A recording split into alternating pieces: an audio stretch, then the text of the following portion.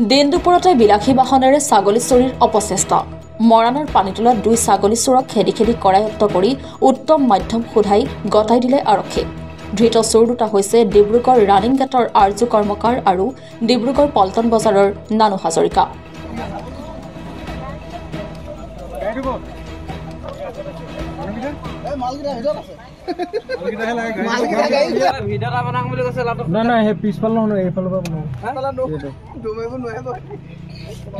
কি নাম হয় ভাই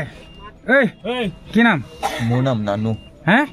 নানু কি লিখ হাজৰিকা হে হাজৰিকা ক'ত ঘৰ পল্টন বজাৰ ডিব্ৰুগড় ক'ত ছাগলী ক'ৰপৰা চুৰ কৰিছিলি চুৰ কৰা নাই এইফালে বা খেদি আহি আছিলে তো কোনে খেদিছিলে কোনোবা গাড়ীৱালাই খেদি আহিছিলে যে সেই তেতিয়াই আমি এইফালে সোমাই আহোঁতো ধৰিলোঁ ঐ তোৰ নাম এইফালে চা ভাই কি নাম তোৰ আৰ্জু হে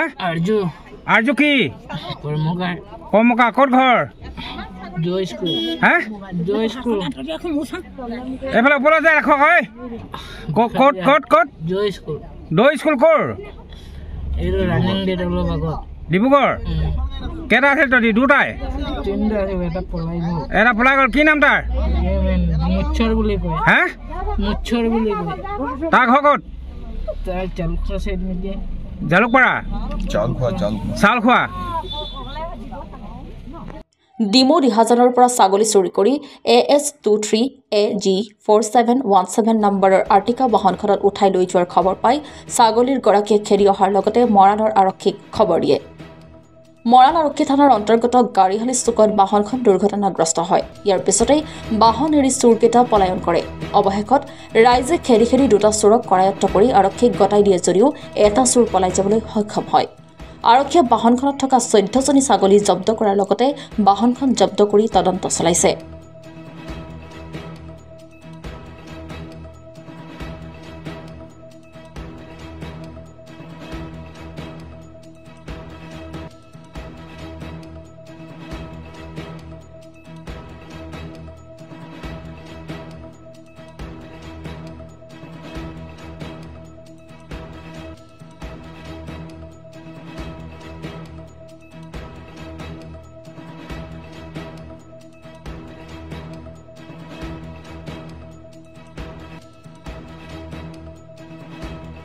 আমাৰ ঘৰখন মানে মই ওচৰৰ মানুহ ঘৰলৈ গৈছিলোঁ মানুহগৰাকীয়ে মই আহি আছোঁ গাড়ীখন পিছফালৰ পৰা আহিছে আহি পিনে গাড়ীখনে আমাৰ দুজনীক তাৰমানে আমাৰ ঘৰত নোসোমাই মাৰে আৰু তাৰপৰা সেই মানুহ ঘৰত এনেকৈ সোমাই দিলে সোমাই পিনে গাড়ীখন ঘূৰাই এনেকৈ লুটি খাই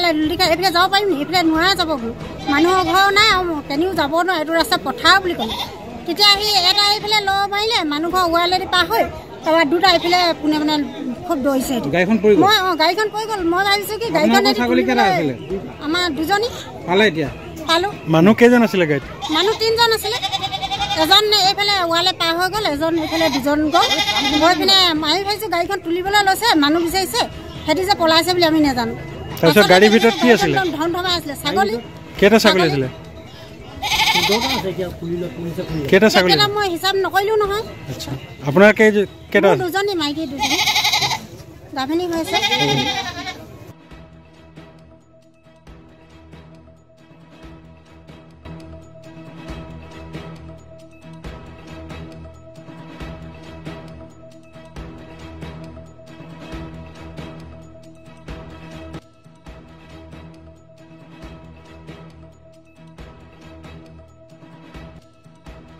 খানাটো মানে হ'ল কি ঘৰৰ আগত ৰখি আছিলোঁ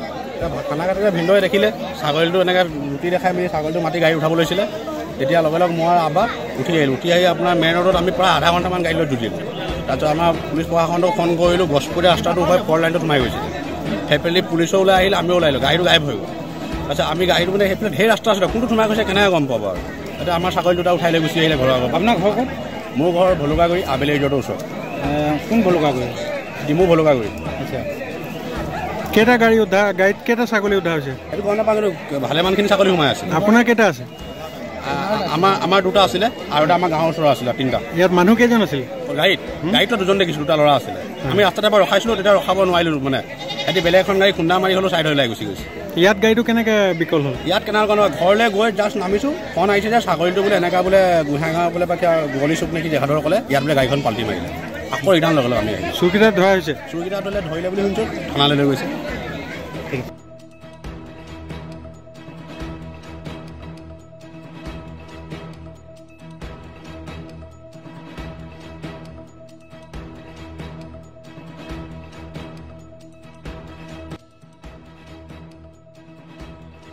মৰাণৰ পৰা দীপু সোণোৱালৰ ৰিপৰ্ট, অসম টুডে।